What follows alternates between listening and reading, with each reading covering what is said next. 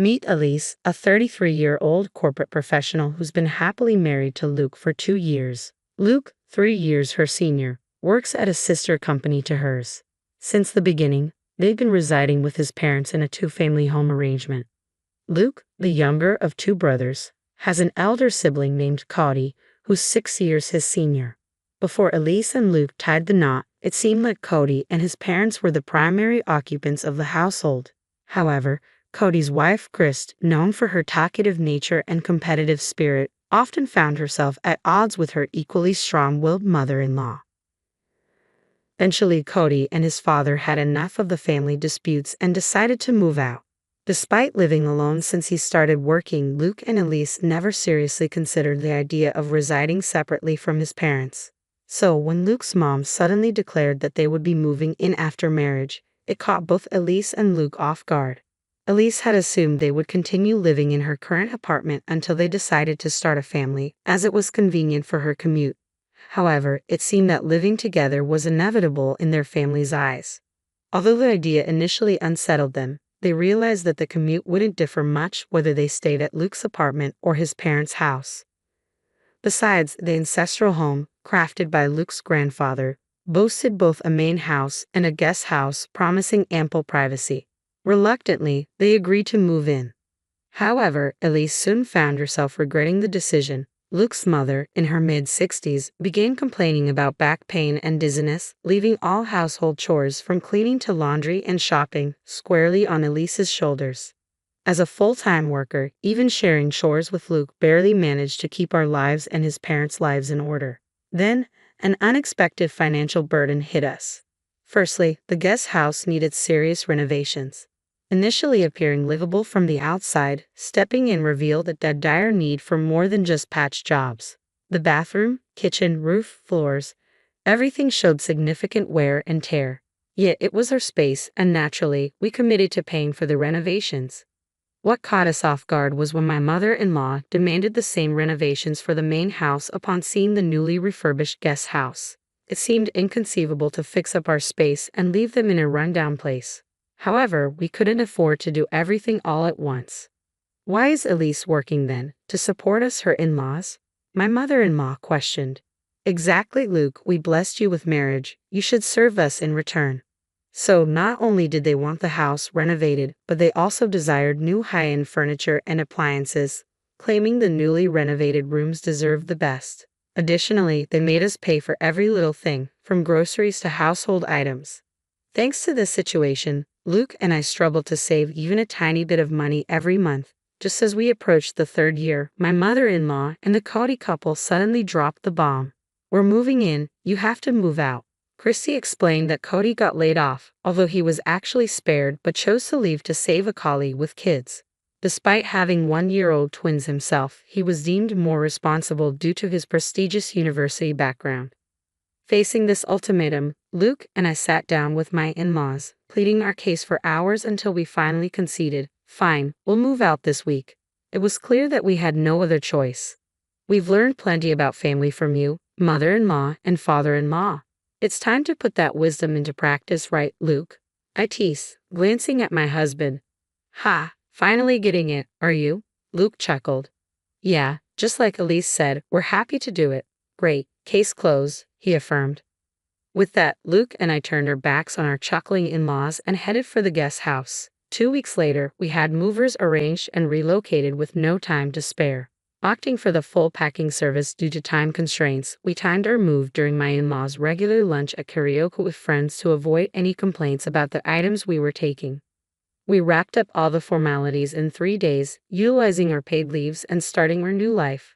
However, one day, I received a call from the front desk at work, informing me that someone claiming to be family was there to see me. I had a feeling she'd show up soon, but I didn't expect her to barge in on me instead of Luke. Quickly texting Luke about the situation, I braced myself for the inconvenience. Luke's response came swiftly, suggesting that we ask Maya to step out for a meeting to avoid causing trouble at the office. Passing the message to the front desk, we managed to make our in-laws leave as agreed.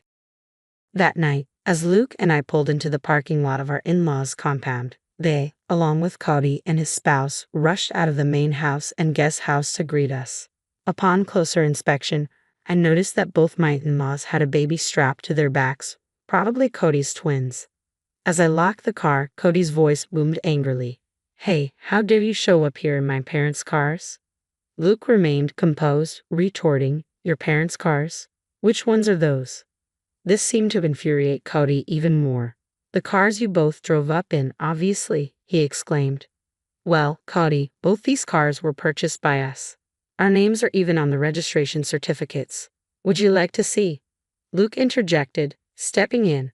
"I've been annoyed by how our parents drive these cars as if they own them. We let it slide because we live together, but now there's no need to lend them out, right?"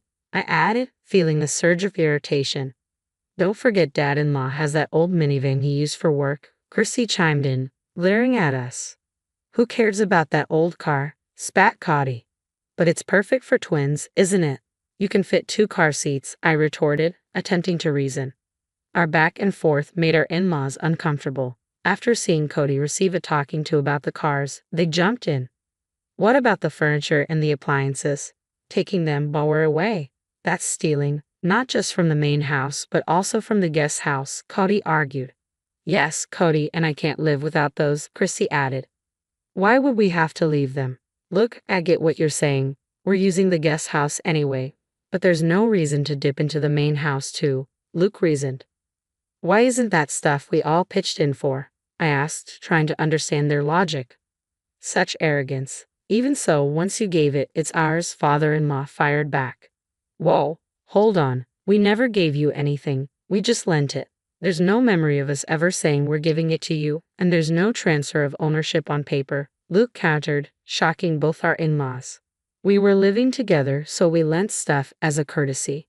Now that we're living separately, why would we keep lending you things? We just took back what's ours. Is that a problem?" Luke continued, exchanging smiles with me. "Well, we have washing machines and fridges too. You don't need 2 of each, do you?" they argued. "Exactly, so why not lend it to us again? Wherever you've moved, stuffing everything into a small space will just make it even more cramped," Luke concluded. We exchanged grins, acknowledging our cramped living situation. "True, we're pretty packed right now," I admitted. "Absolutely, it's a tight fit," Luke agreed. Chrissy began, "In that case." But we cut her off. "Remember, it's a storage room, so it's supposed to be cramped," I chuckled. "Exactly. Until the official contract is done, this is how it has to be," Luke concluded. This left Cody and our in-laws utterly confused. Then Luke dropped a bombshell. "Oh, by the way, both of us are moving to Boston next month." Luke smoothly explained that we had both originally been offered positions at the corporate headquarters but had turned them down because we were living with my in-laws. However, now that the obstacle of living with them was removed, we had both accepted the transfers and happily received internal notifications for positions at the corporate headquarters. Even better, if all went well, we could be working there till retirement. As luck would have it, Luke's colleague, who was going overseas for an extended period, wanted to sell his high-rise condo. Everything fell into place quickly. "You guys are going to live in a high-rise condo in Boston? Man, life sure does throw some curveballs, doesn't it?" Cody remarked. "Totally. If Cody and the gang hadn't told us to move out so they could live here, we wouldn't have stumbled upon this jackpot," I replied. "But how could we even afford a high-rise condo?" "That seems unreal," Chrissy questioned. "That's thanks to Alisa's dad. He provided the down payment," Luke revealed. "Alisa's dad just gave you the down payment?" Cody asked, surprised. "Yes, my sister is inheriting the family property, so this is sort of a trade-off. Plus, a previous owner asked if we could hold on to his modern altar until, upon my return to the country, I proposed lowering the asking price, and he agreed, securing a significant discount.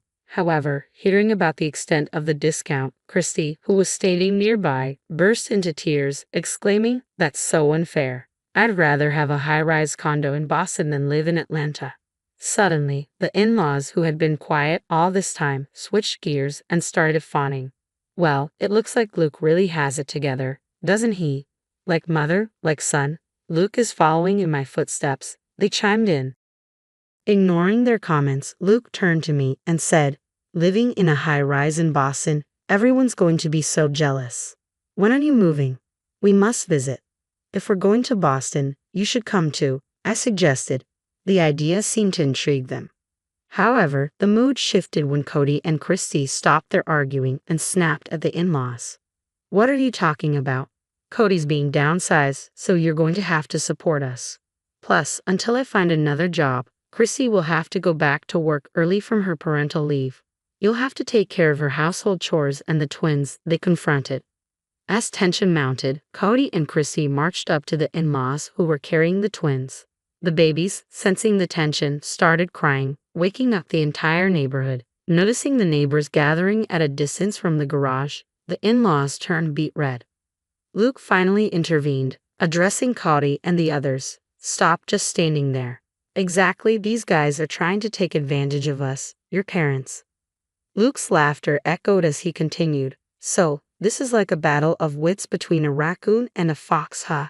Turning to the bewildered faces around him, he grinned and explained, "If both couples, us and you, don't work, our family finances will collapse next month." Fuming, Christy asked what this meant. I chimed in, "Christy, you thought if Cody lost his job and you moved into the in-laws' rental home, you could just push the utility bills and groceries onto them, right? Well, our income was running this house and you can't count on it anymore." "I've never heard about this, exactly what we're telling you now," I admitted, puzzled. "Oh, and you'll also need to help with the mortgage payments for the house renovation. It's in father-in-law's name," Luke added. "Why is it in his name?" I questioned, catching the in-laws off guard. Luke took over, explaining, "I wanted the loan in my name since I was paying for it, but Dad insisted it would be shameful. So we used this property as collateral. Until now, we've been transferring money into Dad's account to cover the loan. Cody, you'll need to chip in starting next month." Of course, the in-laws and Cody were against it, but Luke firmly declined to continue payments. "We're going to give up the inheritance. So Cody, as the one who will inherit, you better take good care of your parents and the family home," I firmly told him. "But children are still obligated to take care of their parents, right?" my mother-in-law insisted. Luke brushed it off, saying, "Well, considering we've been covering your living expenses and loan payments for the past 2 years, I'd say that pretty much balances out any future caregiving costs I'd have as a son, don't you think?" "Let's go home, love," Luke said, looking at me. "Goodbye, everyone. I doubt we'll meet again." "Take care," I said, bidding farewell. The next day, Luke and I sold off the furniture and appliances we had moved from the main house, along with 2 cars we wouldn't need anymore. When Chrissy texted us asking for them, I simply replied, "Why?" and blocked her.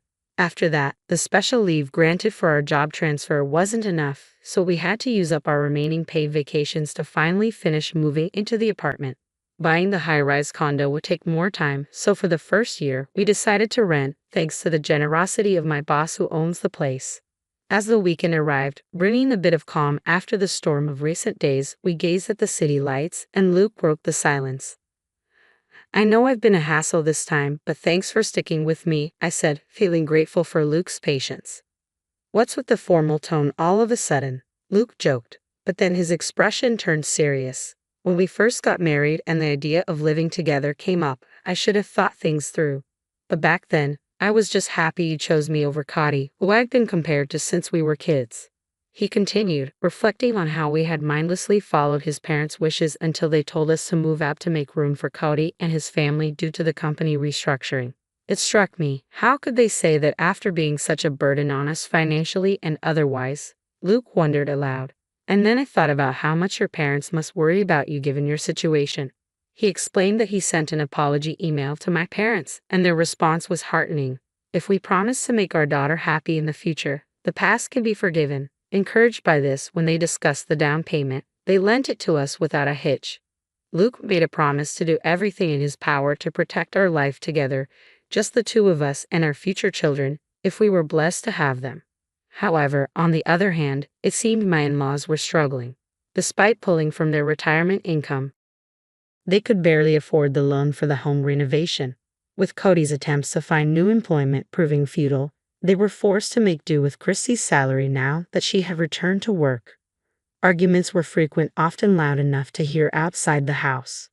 A former colleague even reached out to me, mentioning gossip about them skipping town, as they had cut off all contact with Luke and me. They even resorted to reaching out to my parents, but my dad immediately changed his phone number, seeing it as a small but significant step, given how they had belittled my family and neglected pre-marriage courtesies. Now, they had almost no way to get in touch with us. What goes around comes around, I mused.